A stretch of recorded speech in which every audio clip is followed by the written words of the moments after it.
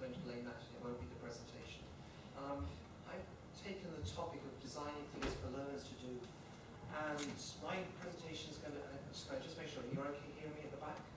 Yeah. Okay, if you're not, just shout and throw things.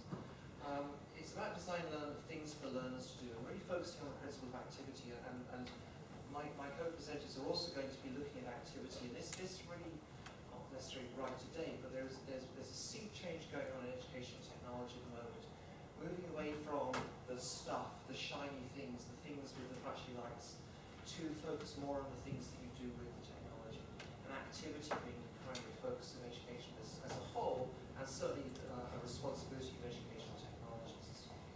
As Terry said, I'm at the Northern Ontario School of Medicine. One of the things that we now are obliged to do contractually is to declare that we're not evil. I don't think I'm evil. If you detect evilness in what I'm doing, let me know at the end. Okay, that's how to solve it.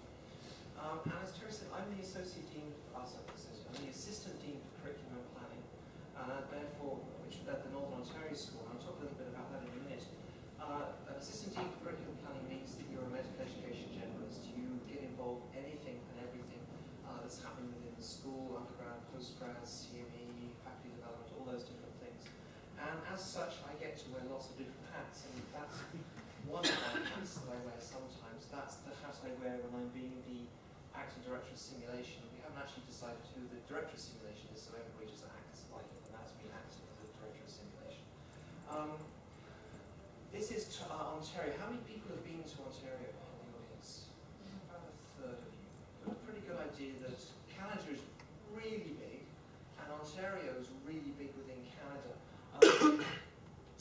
And this is, think about this as Italy. Sort of like Italy with a foot, but with a very much larger calf. If you draw a line from about there, which is just placed north of a place called Barrie, just slightly north of Ottawa, everything of that line and all this mass here is Northern Ontario. And that's the area for our medical school. And just to put that in a bit of context, that's the United Kingdom within the area that we have. You see the two larger circles, one on the right, which is Sudbury, that's where I live, and that's one of the world's largest nickel mining areas. And then you see the other large circle towards the left, that's Thunder Bay, and that's where our other campus is. They're about 1,000 kilometers direct flight, 2 hours in the air, or 15 hours on the road. And I don't think you can actually drive anywhere in the United Kingdom unless you have really bad traffic for 15 hours without falling into the sea. So it just gives you an idea that where we are is very big, and we're also very distributed across that environment. When people think about Canada, they tend to think about snow, and that is our medical school in the very early winter. By about March, about half of that will be obscured by vast snowbanks. It's a very beautiful place. It's a land of lakes, rocks, and trees. And if anybody has ever driven in Northern Ontario, that's pretty much what you get: is lakes, rocks, and trees for hours upon days, forever and ever and ever. So it's quite a bit samey, maybe. The population of Northern Ontario is about 800,000, and that's in an area which is about the same size as France and Germany put together. So it gives you a sense that we're somewhat distributed. Actually, that hasn't come out very well, but that's the approach to the Sudbury Airport to give you an idea that you actually don't see very much from the air, because most of our communities are fairly small, and a lot of what we do is about small community activity, small community learning, and it's across this vastness of the north. And again, that's what I do. Could you bring the lights down a bit, maybe? Just to see it. So I do that. I do that. Lighting low. Oh, rock and roll. That's a bit better. So it gives a sense that it's just a very vast place. It's a very beautiful place. It's a very spiritual place. This is Ellaway, the sleeping giant, which is just outside of Thunder Bay. And a lot of what we do is work with Aboriginal peoples, First Nations peoples, and the Francophone peoples. And for that matter, the largest population of Finns outside of Finland, many Swedes in Northern Ontario. I am apparently an honorary Swede because my cousin is married to a Swede. And I'm an honorary Swede according to the Finns because they don't talk to me anymore because I have a family married to a Swede. It's also a very industrial place. This is one of the giant grain lifts at Thunder Bay. And it was also known as the Lakehead because this is where all the grain and the minerals and pretty much everything that Canada produced in the centre of Canada would come through Thunder Bay get transshipped onto boats which would then go out through the St. Lawrence into the Atlantic. Since Sudbury is also known for its mining, this is the Coppercliff mine. This is the world's largest nickel mining, particular mine, with a super stack, and it's hard to see how tall that is, although this is right from the air. That's about 3 times as tall as the Empire State Building. It's extremely tall.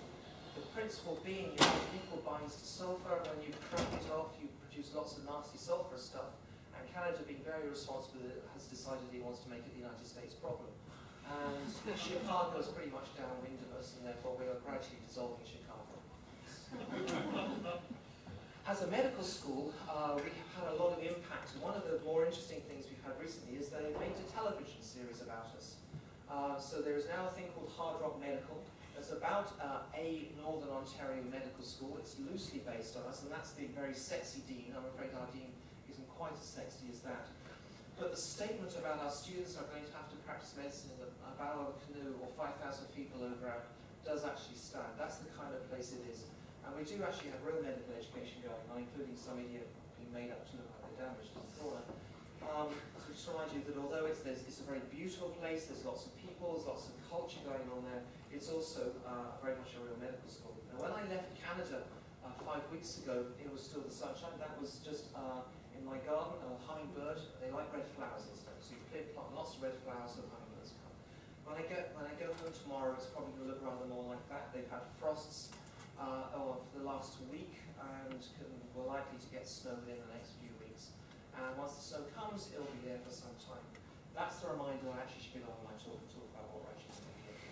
And then the idea is to talk about everywhere, and the way I want to talk about the way the technologies perfuse the environment. They grab our attention, but they're not the things that we should be focusing on. And I want you to think about design. The principle of design is something that teachers do. Almost all teachers do, and I say all teachers, but the almost is a sort of, well, you could probably think of some circumstances, maybe on a darker grid than one I close and looking at the sun. I would say that all teachers are natural designers, although they don't necessarily think like that, and they're certainly not taught or trained in that way.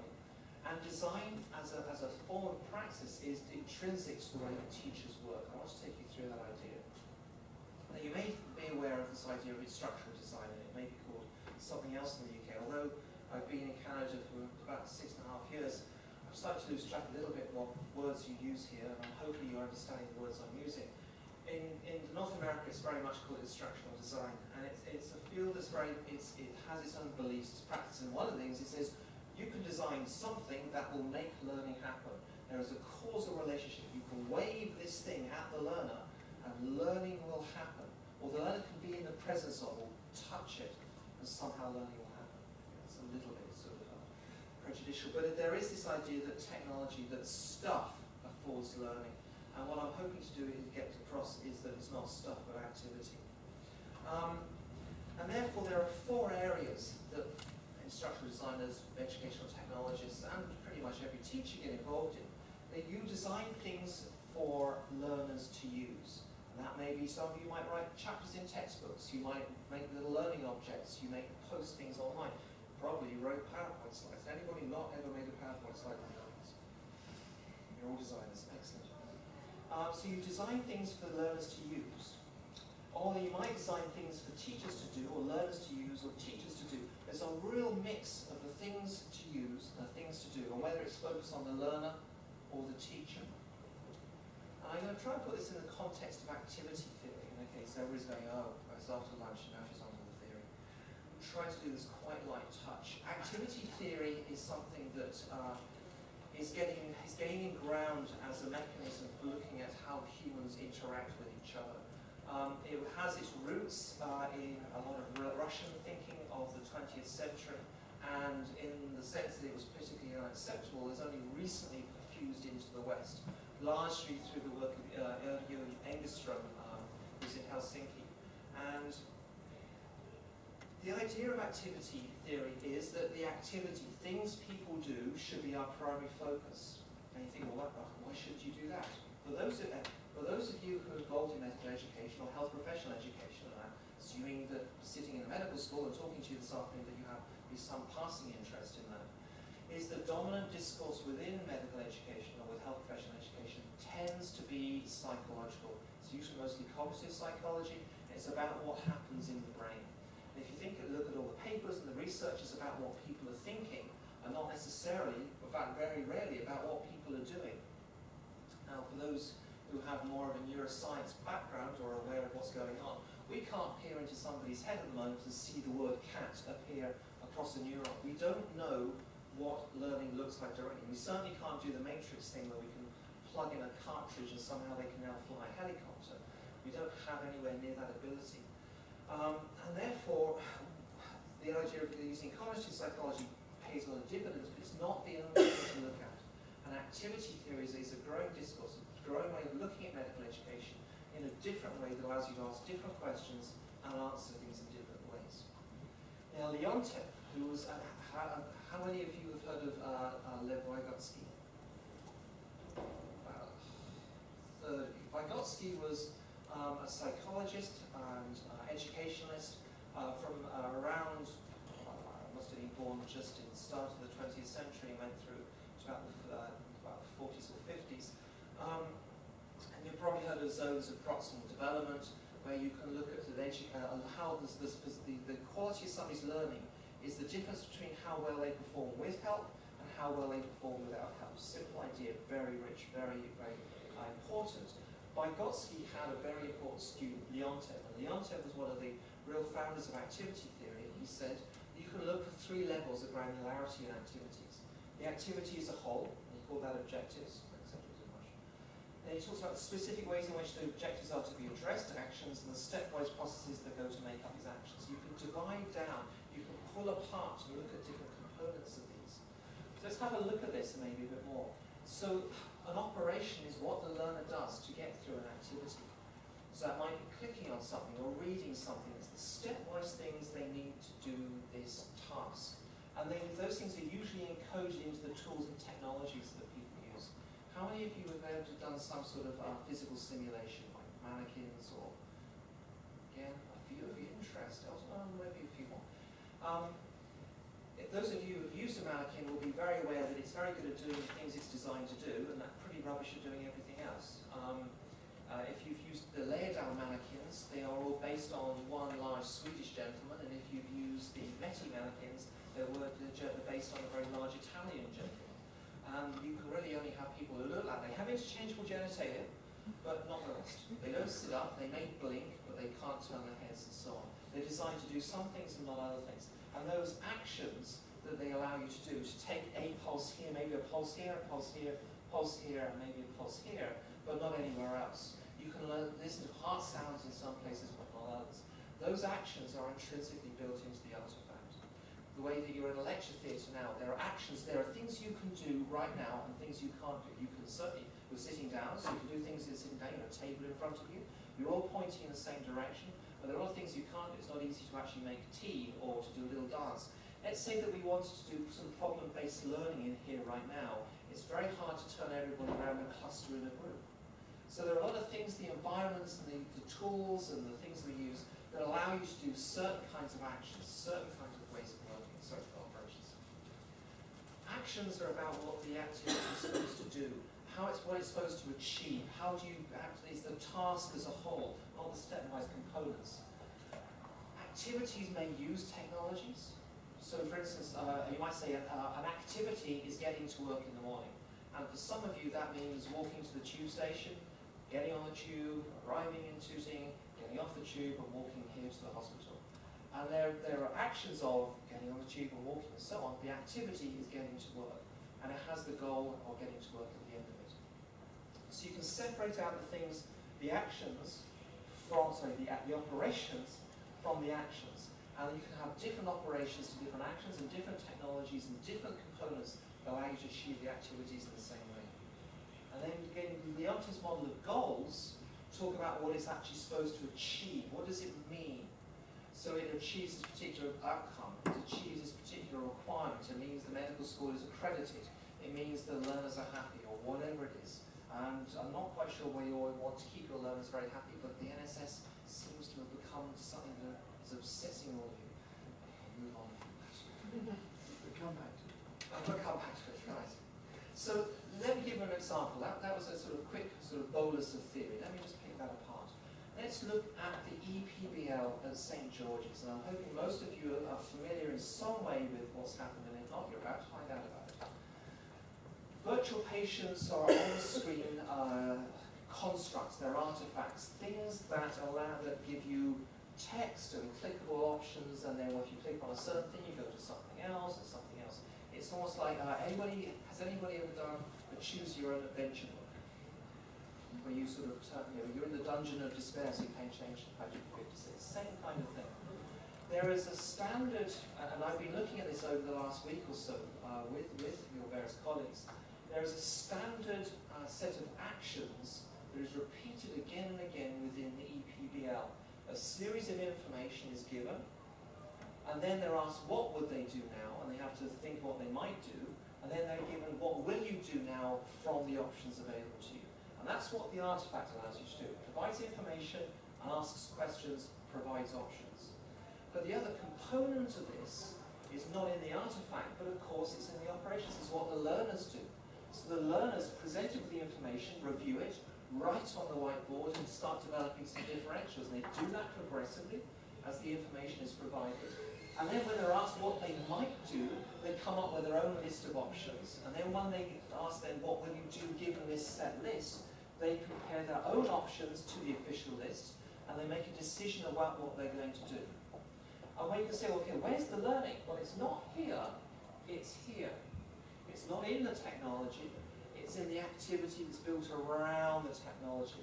And in this case, it's down, I've described it at an operational level, as in the stepwise piece that you take to go through that. And actually, that's not all of it, because the tutor has a role in this as well. And the tutor, all the way through, is following their own guide, and is directing the progress of the session, making sure they've covered everything they need to do, maybe stopping them racing ahead, basically being a maitre d', just sort of moving them forward, holding them back, throttling and controlling the situation. So again, the activity is not all here, it's actually here too. So there's some technology, there's some learners doing something, and there's a teacher or a tutor doing something. And the actual activity is all of these things together. Or is it? Because then, okay, that was a common design. Each of those red blobs represents one of those. Information, what would you do, what will you do?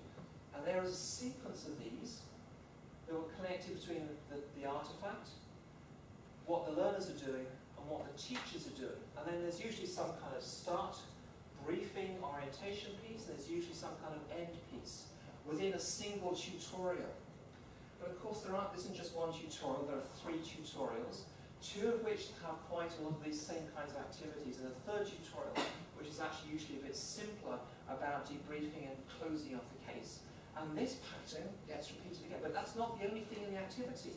Learners do things, they come up with a lot of you call LOBs, learning objectives, which they research and find out about, bring to the next session, more learning objectives that come in here. So it's not even just these formal sequences, it's also what's happening in here. So again, there are levels of emergence, things that get added as the pattern aggregates. And you can then start looking at all of these sessions. These are all virtual patient PBL sessions that aggregate over time to create the whole kind of curriculum you have, at least for the PBL. I'm just talking about the T-year PBL at the moment, in all of this. And then there are levels of emergence through this about the coordination, the training, the way that this connects to the assessment, and so on and so forth. And again, you're looking at essentially what we call an activity system. That we've gone at from the individual operations, stepwise things that learners and teachers do, and the technologies and tools they use, all the way up quite quickly into a whole system of education. And I hope you can therefore see that from this we can of course go backwards and unpack all the way down and see our technology. But we're also seeing that the technology is not imbued with all of those things. The technology is one of the things that's used within that. And that's an important thing about understanding the role of technology in medical education, is the activities, the operations, the actions, all the things that happen around it that give it value and meaning. There's no intrinsic meaning or value to a technology without those things. Let's move on a bit. This is a model that tries to sum up some of those perspectives, but also tries to put it into a context.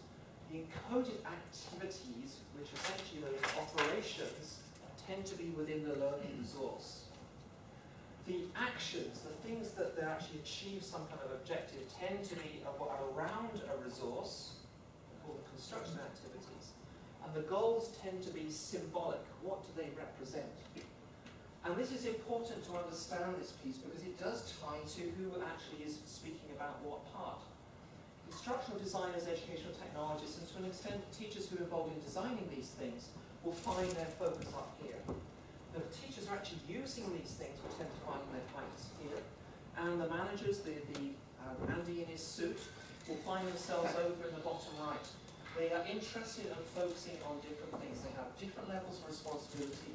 And if you ever wondered why you were consulting when a new technology was being brought in, probably because they spoke to these guys, because they have the money, and they weren't necessarily speaking to these guys who actually have to use it, or these guys who have to figure out what it even means in the first place. So we can think about activities having a political dimension, being accruing to different people in the organisation. We can also think about looking at typologies. We can think about patterns. We can start thinking about common recurring forms. Horton's wonderful book on e-learning, he talks about these 4 kinds of activity. Absorb type activities that have similar things because they absorb the learner. Presentations, storytellings, and so on. Do type activities, practical activities. Connect type activities where you connect your ideas and synthesize, and then test where you're actually trying to sort of adversarially see whether you understand what's going on. I have my own model, this is one I prefer. I talk about content activities. A lot of people tend to fall on one side of either content or process. The process people are usually about how do you teach, and the content people are about what do you teach. And there's usually little connection between one and the other. And although they think they're talking about the same thing, they're usually absolutely not. But there are content activities. There is a bolus, and it's a big one, that learners in health professional education programs need to swallow. You don't know this, you need to know this to get to here. It's not quite as large as we used to think it was, but it's still quite large. There are social activities which are about working with others, collaboration, and we know that social learning is an incredibly powerful driver for effective learning. Learners in a heightened state in any form whatsoever tend to have more fixed, permanent and accessible learning than from those who are in a somewhat passive state. Now, it used to be in the Victorian model, and when I used to work at the University of Edinburgh, we had a story about one of our anatomy teachers, well, historically an anatomy teacher who used to prowl up and down the anatomy theatre with a large stick, belabouring the students over the head if they were in any way looking like they weren't paying attention. Again, I don't think you can do that with the NSS, but maybe that's a way to approach it. But there was a heightened state, but you can be heightened state in terms of the excitement of learning. The fact that it's positive, engaging, I'm doing it, I can see how this is connecting to me becoming a professional. And so social activities are particularly good at achieving that. There are test activities, collection activities, simulation activities, meeting as message activities, which is talking about converging on practice and so on. So we can flip at these kind of patterns, things may or may not use technology. It's not about whether, this whole idea that we have this thing called e-learning. I disagree that there's any such thing as e-learning. There's just learning. We've always used technology. There were books, there were libraries, we used wax models. We used to bring all sorts of things into the room. Now they have plug sockets and all little flashy lights on them. That's no real difference. These are the kinds of difference that are actually more. It's about how they afford learning. And let me take one example. And this is from a recent book that was published this year by Ruth Colvin Clark. And if you have any interest in learning and technology, I can recommend really any of her work. It's really quite excellent. It's very, very evidence-based and draws down on, in a very, very accessible way, how you go about learning. And she talks about scenario-based learning. I'm going to take that apart because we can think about these different components. We can take this and look for patterns. There's a pattern here which is, it says it's a guided inductive learning environment. It's to accelerate expertise. The learner takes on the role of an actor. This is one of the critical things that maybe you haven't looked at. Learner isn't just a learner. You want your learners to learn well, get them to take on a role. Don't ask them what you would do. Let's say you are a doctor. Now what would you do? It's a small thing, but it's a huge thing. Because when they're projecting, they are moving towards, they are converging with their goal of becoming a physician or whatever else they're being trained to do. There has to be a realistic assignment or challenge. It has to respond to reflect their choices. It can't just be a flat environment, it has to dynamically respond to what they're doing. So there's 5 goals, 5 patterns within this. Some of them you've probably seen before. Pretty much everything you hope is going to accelerate expertise. Guided inductive learning environments, problem-based learning is absolutely that. But problem-based learning doesn't necessarily respond to reflect the choices, and actually it's one of the nice things about the EPBL in TIA here is that it actually does adapt to change the circumstances. So you can start thinking about activities as being a primary part of education instead of something we don't tend to talk about much. It's certainly more important than your objectives. And if you're describing an activity, you need to do it in a way that situates the learner in what they're going to do, situates the environment they're going to require to do it. It has to situate the things they're going to do, the learner and teacher operations, and their actions, and the goals, moving towards those intended outcomes. And it has to logically integrate and bind all those things together. And therefore it's no longer, you can't just say, here's objectives and that describes what I'm going to do. No, you have to do a bit more than that. And that's what I mean about deliberate practice. If you look at things from an activity point of view, learning is an act of doing, about participation. And technology is just part of a broader education ecology of various things. Technology is not necessarily bound to, but is loosely connected to activity, and it may just move through, and it's relatively disposable in comparison to the activity. You need to see technology in activity context, and think about using technologies in lots of different ways, and with paying attention to things like scaffolding. How much support do you provide? How much help do you provide? Sequencing, what goes before what? Simple things, but critical in the context of activity. This is Engestrom's model of an activity, and essentially it doesn't tell you how it works, but it tells you that the components and subject, in this case a learner, engages in an object, in this case medical education, to achieve an outcome, will become a doctor. In doing so, they engage with a series of instruments, mediating artifacts. And that's the lecture theatre, the building, the library, the books, the teachers, all the things they use instrumentally to move them towards their outcome. But it happens in a context that has rules about how the society works. The community is made up of many people. There's a division of labour throughout that. What teachers do is different from what learners do. What senior learners do is different from what junior learners do. And therefore, again, we see technology in this context. The technologies are kind of up here, and I think Engestrom's model is quite useful at actually saying, well, there's a whole lot of other parts of the system you need to pay attention to give any meaning to the use of that technology. And then we can see that again in that kind of activity context. We have the technology at the top, but we have to look at all the other components, all the things people do, and the meaning that comes out of that, and the patterns of those that get repeated to give that technology any kind of meaning. If you're wondering whether e-learning works, the United States Department of Education says, yes, it does, which is very reassuring. If you're any doubt, there's a big book, it's a huge report. But they say it only works if you do it in a blended way, which involves face-to-face elements, collaborative elements, and self-paced elements. But when you do that, they don't all have to be the same size, they may or may not be technology mediated, they can have all sorts of different weightings. And then thinking about this means that yes, technology works, and the DOA is very conservative in this respect, so for them to actually commit to anything is a major act, but it is in a blended way. Technology on its own does not have that kind of value. Also need to think about who the learning is for. Well, learners are not homogenous.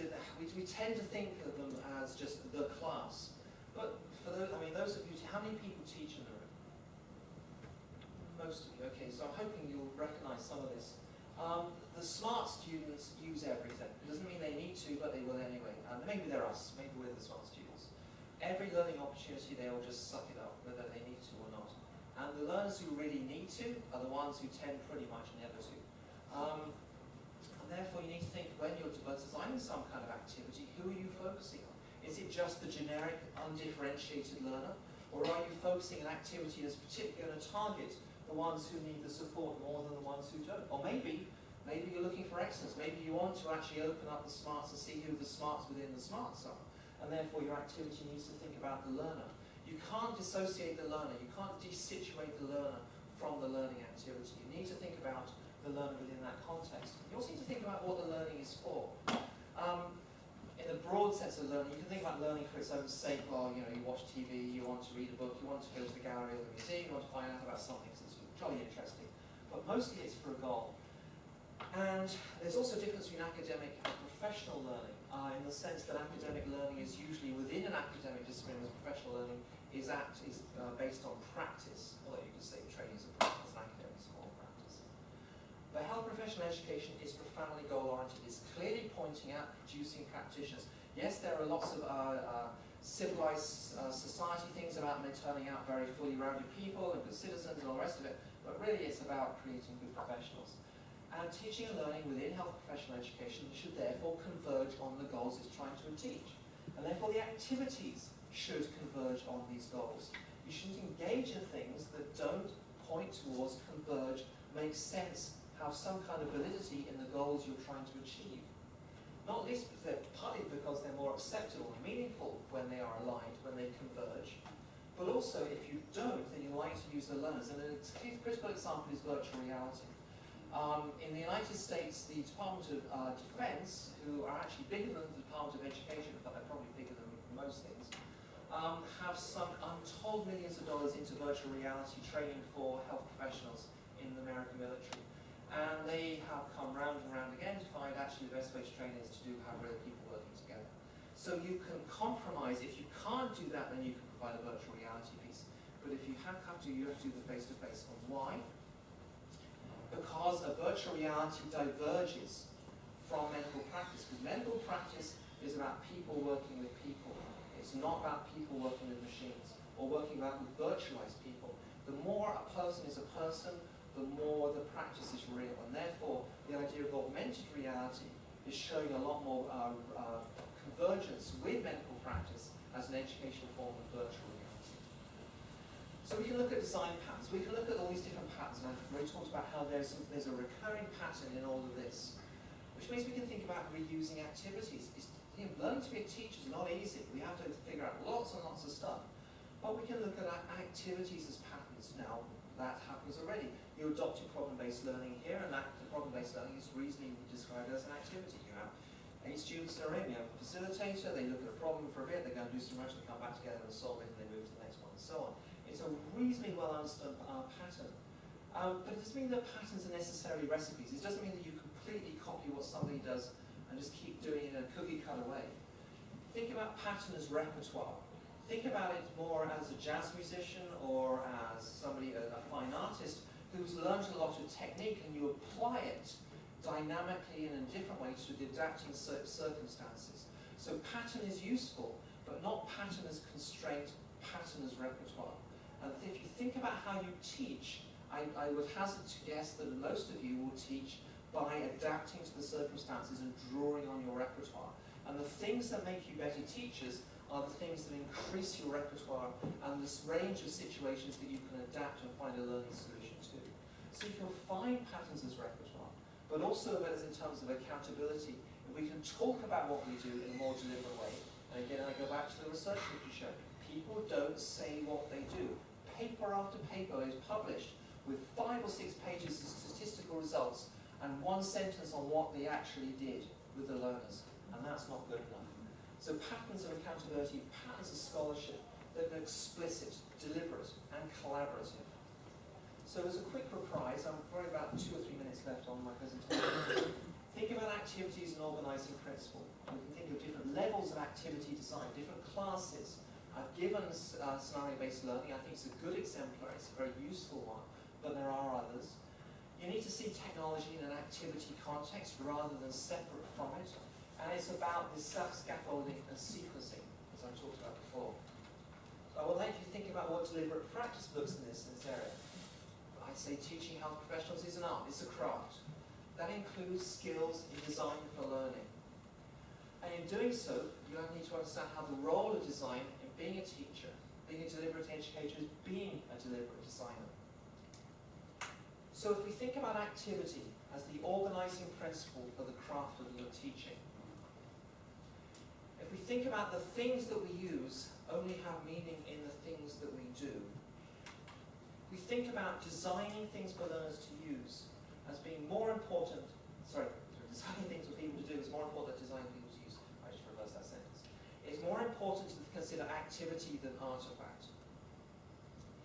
If you think about the learning activity needs to be convergent with the domain of practice, it needs to be moving towards the domain of practice and not away from it, then you can start being much more deliberate in designing things for learners and teachers to do. Which means you should be very deliberate in the design of your activities. And with that, I'll take some questions.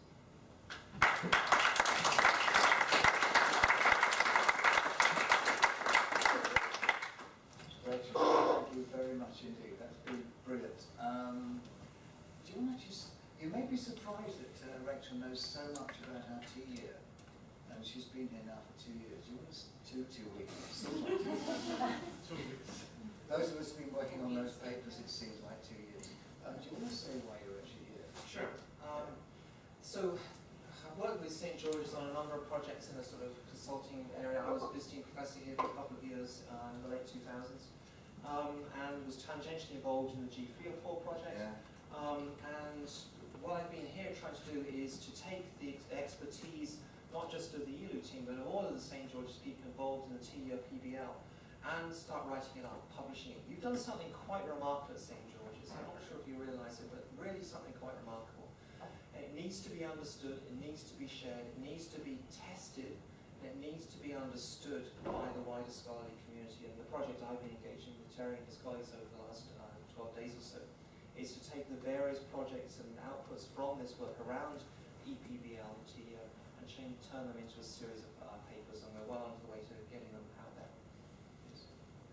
In other words, what she's really saying is we're rubbish at writing out our own stuff, so we're going to do it.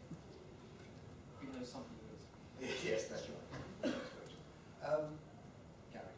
Hi, I'm Gary Cole. It's a beautiful, beautiful presentation, really clear, so thank you very much. I've only ever taught in medical schools, I won't say for how many years, but I try to boil down what it is we actually do for our students. And it seems to me that achievement equals their potential to learn, plus the positive things we can do for them, and minus the interferences. So in looking for e-learning software approaches, how do we decide whether the new things we're going to give the students are actually interfering with the process of learning rather than accelerating the learning process? First thing is to try and understand the process of learning more clearly, and whether the process of learning is in any way separable from the process of teaching. There's an apocryphal story that the really bright students you can lock in a box, and after 5 years you open, they'd still be wonderful positions, they'd know everything. Somehow they would have just figured it out, but again, it's not really the case. Learning is socially constructed, and learning can be diverted by a whole series of different things. So there isn't this causal thing, apply technology X, learning Y will come from it. I think the critical thing is to understand learning, understand it within a systems perspective, or an ecological perspective, is to come to see the medical school as an ecology. And when you introduce a new thing into it, a new actor, a new artifact, all of the ecology adjusts. It's not just the learner's interaction, but so there is the butterfly wings and the storms and so on. There are impacts and adjustments all over the place, and usually they change the way, they change the meaning, they change the understanding of what's being changed. So just introducing a technology may have really unexpected effects. And I've just had a paper accepted in medical education that describes a randomized trial of the use of multimedia modules for surgery in 7 United States medical schools. And ostensibly it's the same software. It is literally the same bytes that are coming down the pipe, until you start looking at the ecologies in which they're being delivered, where some schools were using this for their summative assessment. Some schools were using a summative assessment that had no alignment with it whatsoever. Some schools welcome the use of technology. Others, and one I always remember, is that there was a resident who picked up the learner's iPad and dropped it out the window when they were in the operating theatre. So the system in which they work and the complexity of that system really affects where a technology is going to have some kind of use or not, and not just in the causal relationship with the learner. So that's a long way to say that I think see the ecology, the environment of learning, and appreciate and be looking for all the sideways impacts and sort of gradually introduce it in a very ecologically sensitive way, or looking for all those ripples and trying to find the ones that minimize the distraction and maximize the focus on learning. And they're often not the ones that you would think about if you just saw the technology outside that context.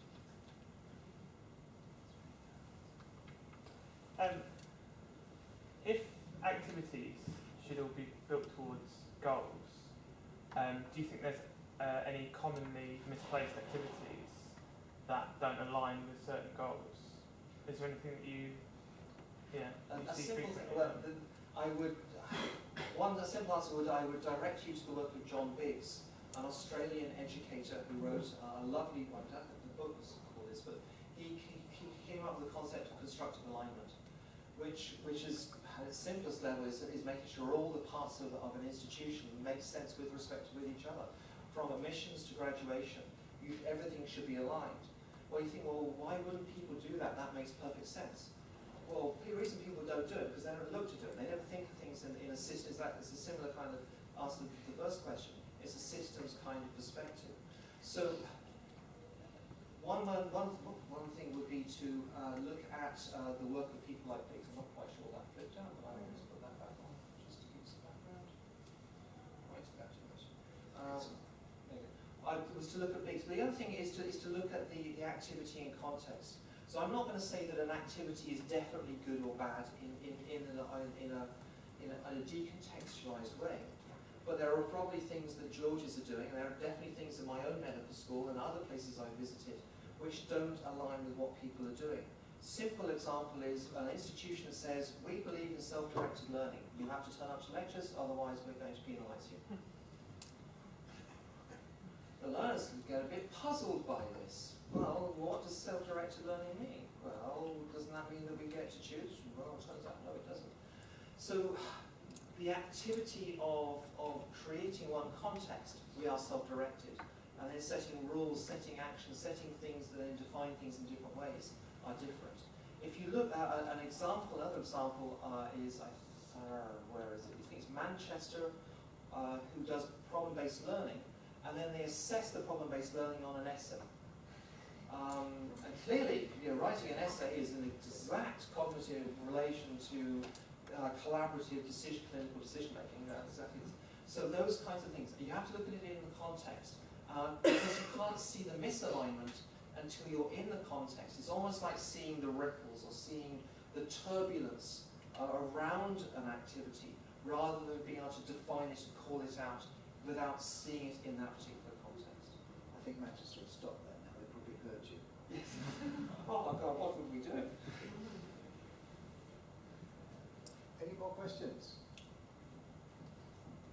We've got enough time if you want to comment on the SSS. Oh, right. Okay. No? Well, yeah. You're all right to comment on the SSS. Maybe we probably should leave it. NSS.